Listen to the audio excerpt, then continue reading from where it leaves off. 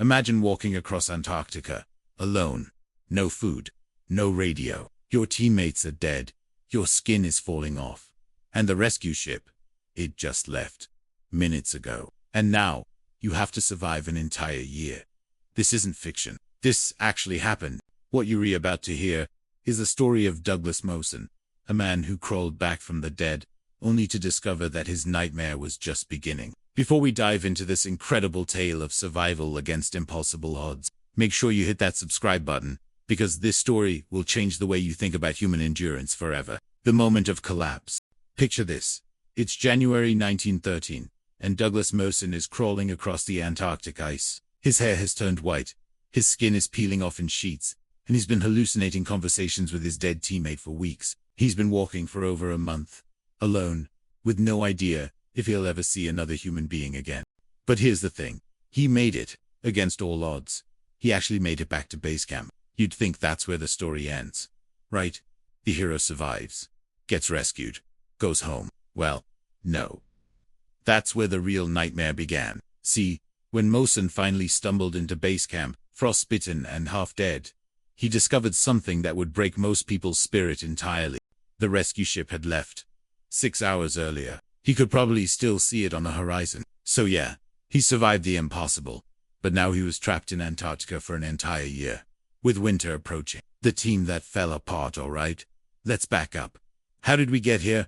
Well, it started with 3 men. Douglas Mawson, the expedition leader, Xavier Mertz, the Swiss mountaineer and ski expert, and Belgrave Ninnis, a young British officer who was supposedly the strong one of the group. In November 1912, these 3 set out from their base camp on what should have been a routine mapping expedition. They had enough supplies for several weeks, 3 sledges, and a team of sled dogs. Everything seemed perfectly planned. But here's what they didn't know. Antarctica was about to test them in ways they never imagined. Within weeks, their carefully planned expedition would become a fight for survival that would push human endurance to its absolute limits.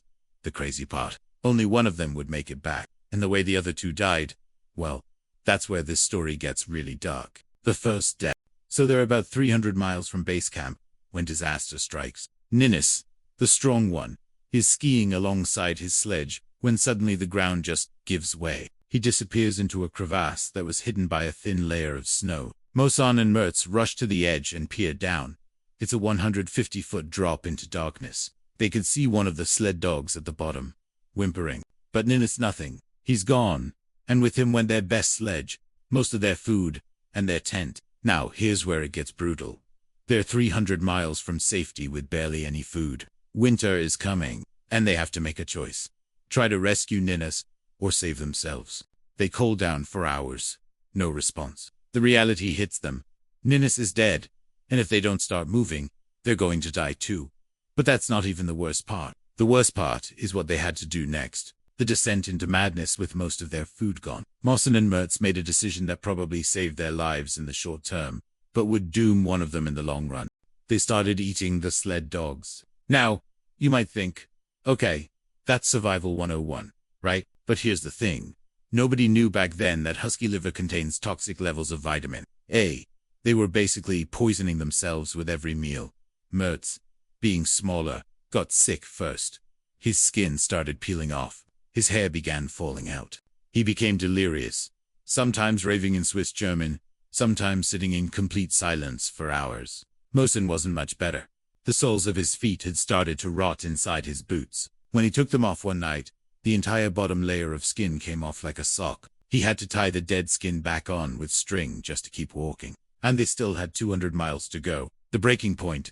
By early January, Mertz couldn't go on. He was having seizures, refusing to eat, and kept talking to people who weren't there. Mawson tried everything, forcing food down his throat, carrying him on the sledge, even slapping him to keep him conscious. Nothing worked. On January 7, 1913, Xavier Mertz died in his sleeping bag. Now, here's where Mawson showed what he was really made of. Most people would have given up right there. He was sick, alone, still over 100 miles from base camp, and his body was literally falling apart. Instead, he cut Mertz's sledge in half to make it lighter, strapped on his dead friend's supplies, and kept walking, alone, across Antarctica, with his feet rotting and his mind starting to crack. But the really disturbing part, He started having conversations with Mertz. He could see him walking beside the sledge, giving advice, cracking jokes. 4 weeks, Mawson genuinely believed his dead teammate was still with him. The solo nightmare. What happened next is almost impossible to believe. For the next 3 weeks, Mawson dragged himself across the ice, one step at a time. His beard froze to his sleeping bag every night. His nose was black with frostbite. The skin on his hands had cracked so badly that his fingers looked like raw meat. At one point, he fell into a crevasse himself, saved only by his sledge getting wedged at the surface. He hung there in the darkness for hours, too weak to pull himself up, before somehow finding the strength to climb out. He was eating less than 1,000 calories a day, mostly leather from his boots and equipment. He was talking to himself constantly, sometimes arguing with his hallucination of Mertz, sometimes just narrating what he was doing to stay sane. "Come on, Douglas," he'd say. "Just a few more miles. Just a few more steps." The crazy thing is, it worked. Somehow, this man who should have been dead 10 times over kept moving, one foot in front of the other, day after day, week after week. The cruel twist, and then, on January 29, 1913, he saw it, smoke on the horizon. The base camp. He'd made it. He'd actually made it. Mawson stumbled into camp looking like something out of a horror movie. His hair was completely white. His face was burned black by the wind, and he'd lost over 60 pounds. The men at base camp didn't even recognize him at first, but he was alive. He was safe. The nightmare was over. Except, well, it wasn't. Because when Mawson asked about the rescue ship, he got the news that would break him all over again. The Aurora had left that morning, 6 hours earlier. If he'd walked just a little bit faster, if he'd pushed just a little bit harder, he would have been on that ship, heading home. Instead, he was stuck in Antarctica for an entire year. The long wait. Now, you might think the worst was over. He had shelter, food, other people to talk to. But psychologically, this might have been the hardest part. He'd survived the impossible, made it back from certain death, only to discover that his ordeal wasn't finished. The men who stayed behind to wait for him, they tried to keep his spirits up. They radioed updates to the outside world, letting everyone know that Mawson was alive. But the reality was setting in. They were going to spend an entire Antarctic winter together, in complete darkness, with no way to leave. Mawson spent months writing in his journal, trying to process what had happened to him. He drew maps of his journey, calculated distances, wrote letters to Mertz's family explaining how their son had died. But mostly, he just waited. The isolation got to him. He'd wake up at night thinking he could hear Mertz calling his name. Sometimes he'd catch himself setting out 3 plates for dinner, instead of however many men were actually there. The physical aftermath. The thing is, his body never really recovered from those weeks alone on the ice. His feet were permanently damaged from frostbite. His hair, which had turned completely white during the trek, never went back to its original color. And his weight, he never gained it all back. But the psychological scars ran even deeper. Mawson would have nightmares for the rest of his life. He'd wake up screaming, thinking he was back in that tent with Mertz's body, or hanging in that crevasse, or walking endlessly across white nothing. The other men at base camp started to worry about him. He'd go days without speaking, just staring out at the ice. Sometimes they'd find him outside in the middle of the night, fully dressed, as if he was getting ready to start walking again. Rescue and return finally. In December 1913, the Aurora returned. Mawson had been in Antarctica for over 2 years. When he finally set foot on the ship, he was a completely different person than the man who'd left Australia all those months ago. The voyage home should have been a celebration. He'd survived one of the most incredible ordeals in human history. But Mawson was quiet, withdrawn. The other passengers said he spent most of the journey staring at the ocean, as if he was still processing what had happened to him. When he arrived in Australia, he was treated as a national hero. There were parades, interviews, book deals. Everyone wanted to hear about his incredible survival story. But Mawson himself seemed uncomfortable with the attention. The cost of survival here. What most people do you unrealize about extreme survival stories like this. The person who comes back is the same person who left. Mawson survived, yes, but at a cost that's almost impossible to calculate. He never really talked about what it was like to eat his dogs, or to watch his best friend die slowly from poisoning, or to have conversations with dead people for weeks. Those details, the really dark stuff, he kept to himself. His wife later said that he would sometimes wake up in the middle of the night and check to make sure she was still breathing. He couldn't shake the fear that everyone around him was going to die, the way Mertz and Ninnis had died. And the guilt. My God, the guilt he must have felt. Why did he survive when the others didn't? Why was he the one who made it back? These are questions that haunted him for the rest of his life. The scientific legacy now. Despite everything, Mawson's expedition was actually a scientific success. The maps he made, the geological samples he collected, the weather data he recorded, it all contributed significantly to our understanding of Antarctica. But you have to wonder, was it worth it? 3 men went out. Only 1 came back. And that one was forever changed by what he'd experienced. In today's world, we'd probably call it PTSD. Back then, they just called it being tough. Mawson went on to lead other expeditions, but none as dangerous as that first one. He became a respected scientist, wrote books, gave lectures, but people who knew him said he was never quite the same. There was always something distant about him, as if part of him was still out there on the ice, walking alongside the ghost of Xavier Mertz. The unanswered questions.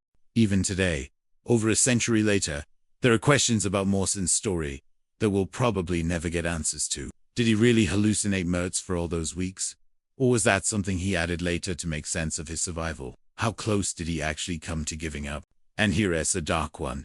Some historians have suggested that Mawson might have contributed to Mertz's death by giving him the lion's share of the toxic dog liver. Was it an accident? Or did Mawson maybe subconsciously realize that only one of them was going to make it?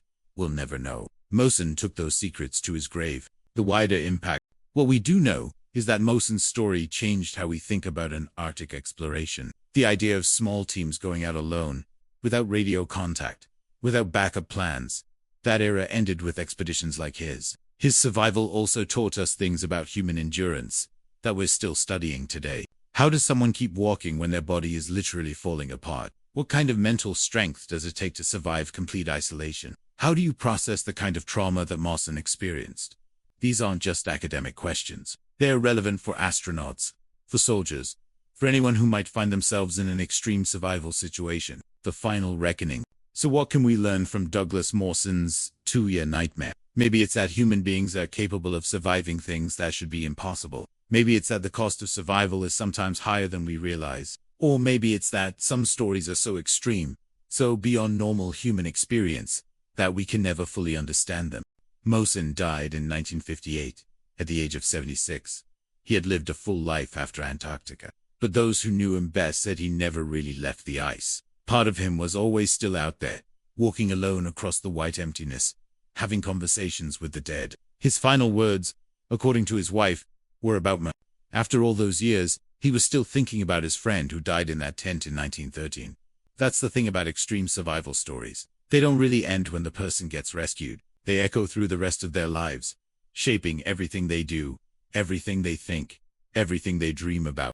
Douglas Mawson survived the impossible, but in doing so, he discovered that sometimes survival isn't about coming back the same person. Sometimes it's about coming back as someone entirely different, someone who's seen things, experienced things, that changed them forever. If this story blew your mind the way it blew mine, make sure you subscribe and hit that notification bell. We've got more incredible survival stories, historical mysteries, and tales of human endurance coming your way. Drop a comment below.